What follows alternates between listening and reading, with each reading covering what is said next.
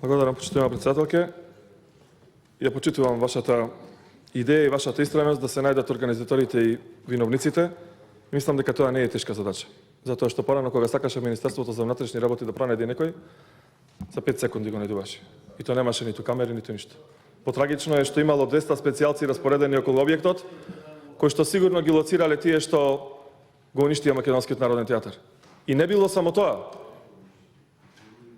Туку го уништиле и стадионот, Националната арена Филип II. Тоа се тие слободни медиуми кои што не известија за ова. Што треба да се најди и да се истражува за нешто што е уништено, а го видоа сите. Се знае кој организирал, кој беше присутен таму, кој зборувал, кој се сликал, се е јасно. Дури ги оставате проблемите под тепих, ќе биде вака. И не за џабе рекле, ако сакаш некој проблем да не го решиш, направи комисија. Се во комисијава, замислете, е директорката која што вика, ако сум јас виновна, веќе си дадам оставка. Абе не оставка од работа, треба да се замени за стално. Еве, комите ќе прославуваат на 8 декември во истиот тој објект, да видите каква грандиозна ќе биде прославата. Каква култура ќе се продава таму. Но сега да се вратиме на темата, бидејќи почитувам што секојаш зборувате со бројки. Еве, ќе ви кажам кои се ефектите од вашите економски политики во мојот роден град. Во моментов, Прилеп има 11.592 невработени, од кои што 7.000 се активни баратели на работа. До 1, оваа бројка е иста како пред 2,5 години. Значи, од тие 54.000 што сте ги вратили во администрација, а ниту еден во реалниот сектор, нема ефект во мојот град. Се останало буквално исто. Се останало буквално исто. Следете ги пресконференциите на Шилегов.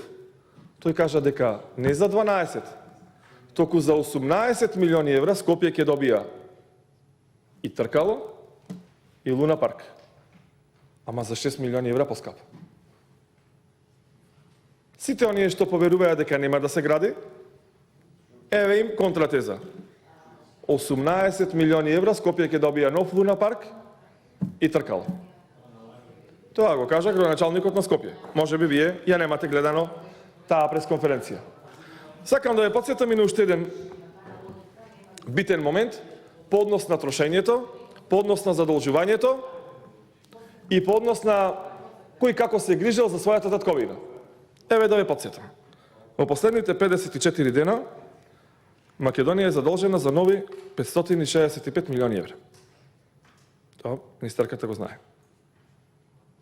Ова да се случеше во минатото, и Игор Ивановски шема да го слушнеш ова, мислам дека навистина многу бурно ќе реагираше.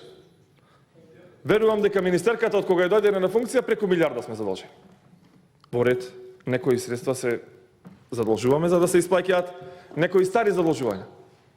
Но имаме и нови непродуктивни задолжувања. Зошто? Затоа што ги плаќаме вашите хирови. 6 милиони евра пенали плативме заради клиничката болница во Скопје. 6 милиони евра за вашите хирови. 600.000 евра владата плаќа за цвејкиња, тендер за цвејкиња, и то замислете какви вештачки. Ги преместуваат од Министерство за труд и социјала истиве цвејкиња и ги носат во култура. И в година пак тендер за вештачки цвејкиња. За истите цвејкиња. 13.000 евра за апетисани. И да ве потсетам на едно многу битно ветување.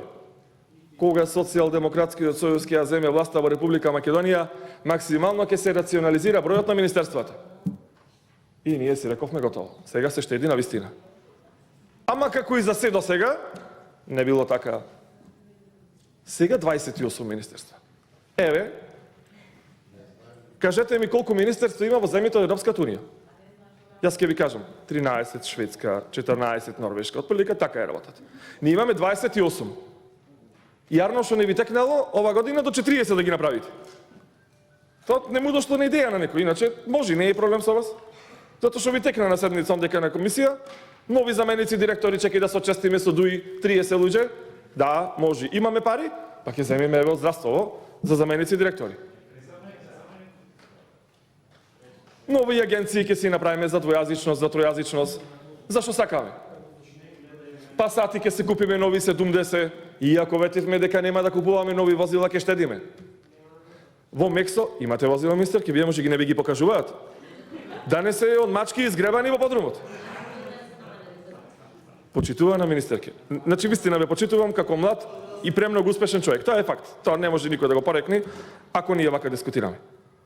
Ама проверете низ вашите документи колку нови пасати набави владата. Јас ќе ви кажам. 54. 2000 кубици, дизел, ТДИ, не знам дали се на лизинг, али на шо и да се, нови се. Добри се за возење. Ова е факт. И да ве подсетам, тој Мерцедесот што го гледате во влада, кога ќе ги пречекувате австриците со летонско знаме или французите со холандско знаме. Тој Мерцедес кладе многу фамилии во бела. Многу фамилии во бела.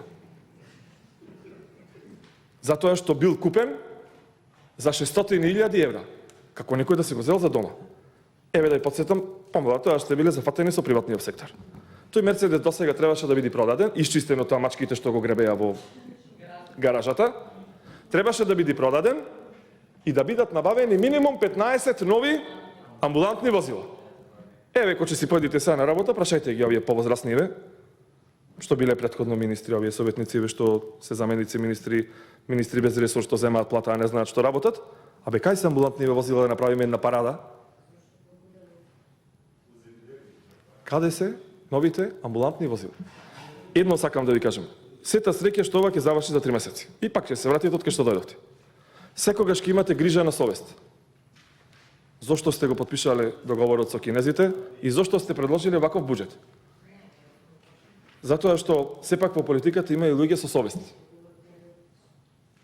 Има и луѓе со совест. Јас минатиот пат наброив 3. И пак ќе ги повторам. Вашиот заменик Тевдовски кажа: не оди работава, крахиравме.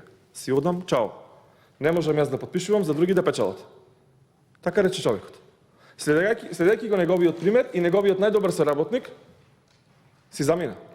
А вика, чим вика министерот така, значи мора во оваа влада да има криминал во министерство. Не сакам да го работам ово. Моите сознанија е дека и заради договоров со кинезиве е тоа, ама тој си знае. Човекот излезе доблесен. Втор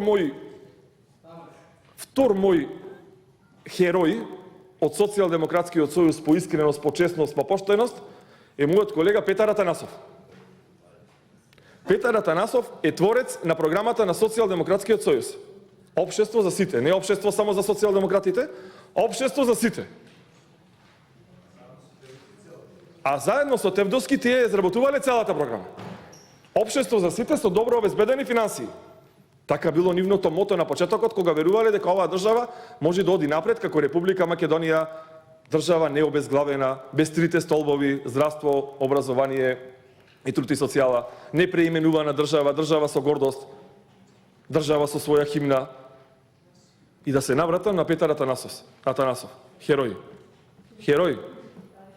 Човекот кажа: јас не можам да ги лажам професорите, наставниците, кога веќе сме подпишале колективен договор со кој што тие треба да земаат 36.000 денари, јас да одам да се пазарам со сонг за коефициент кој што не е доличен.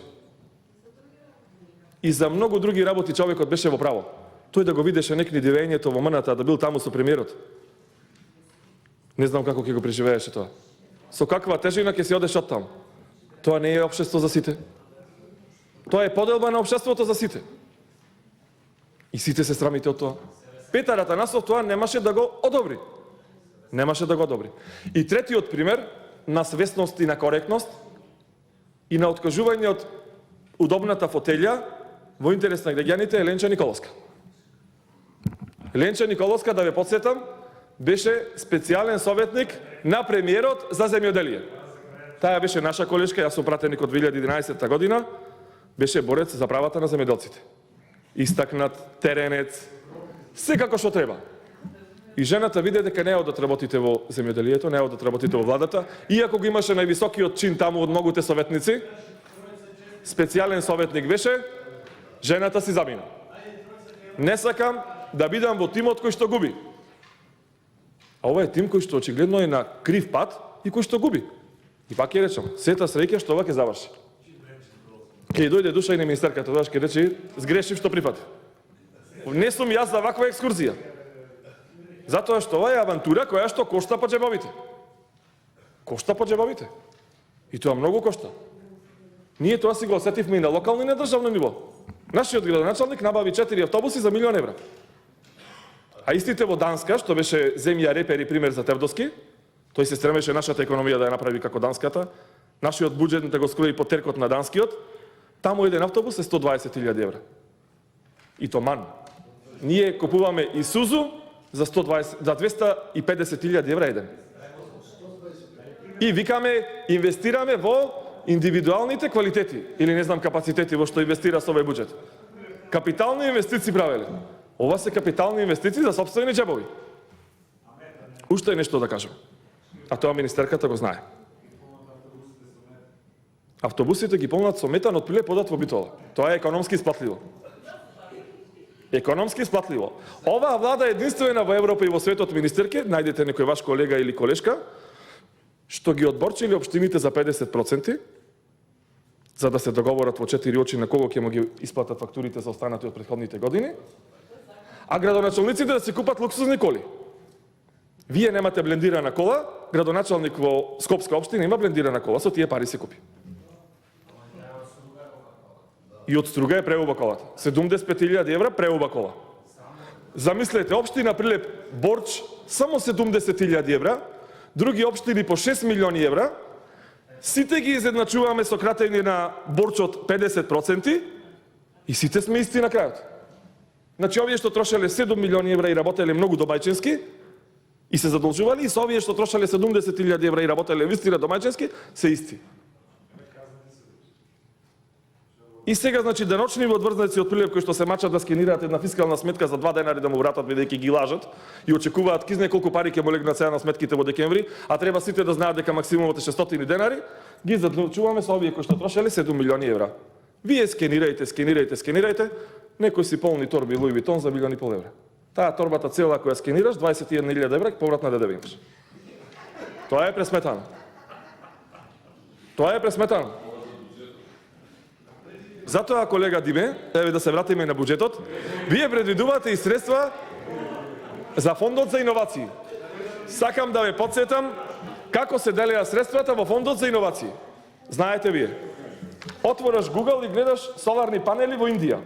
Копираш, копи, пасте, аплицираш во вашиот фонд за иновации и ти дава 400.000 евра за иновација. Од Индија. И знаете кој го доби тој грант?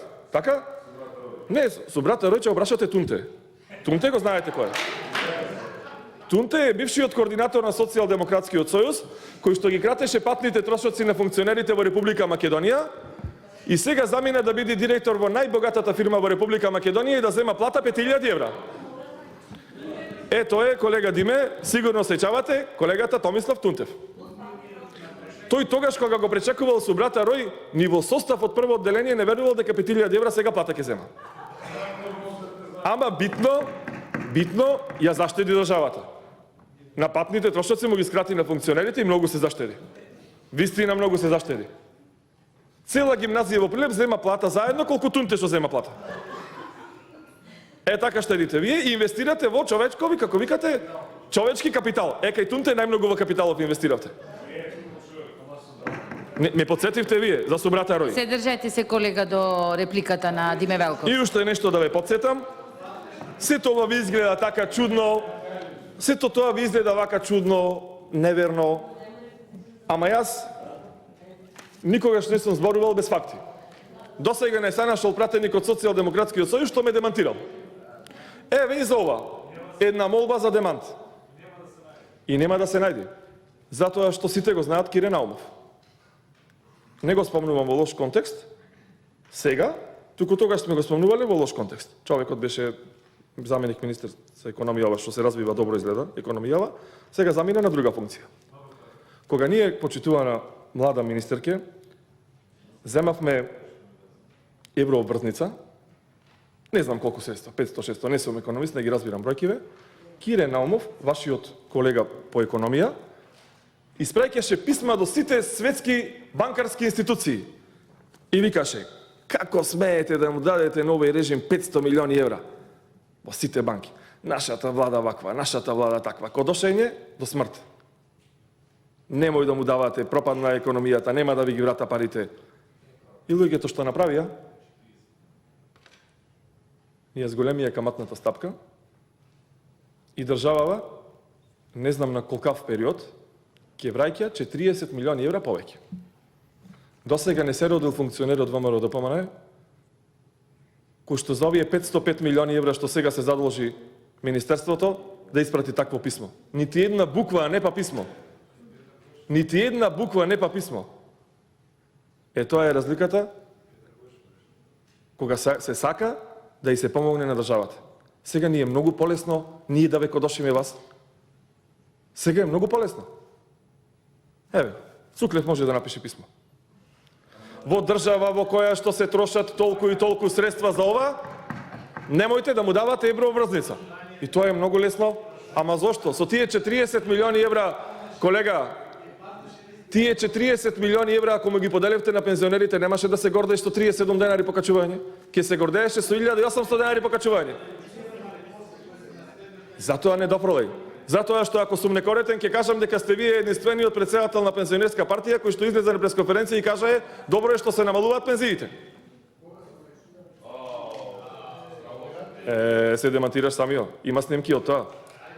Има снимки од тоа. Ама кратка ви е меморијата.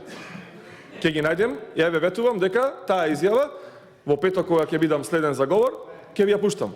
Тоаш ќе огледаме клипот и од Горан Милевски кога се шеташе со блузи од САЈО. Тунтев како го пречакувал со брата Рој. Тоаш хронолошки ќе ви представиме филм како што бил филмот што го гледаа во маната некни овие што прославуваја. Благодарам.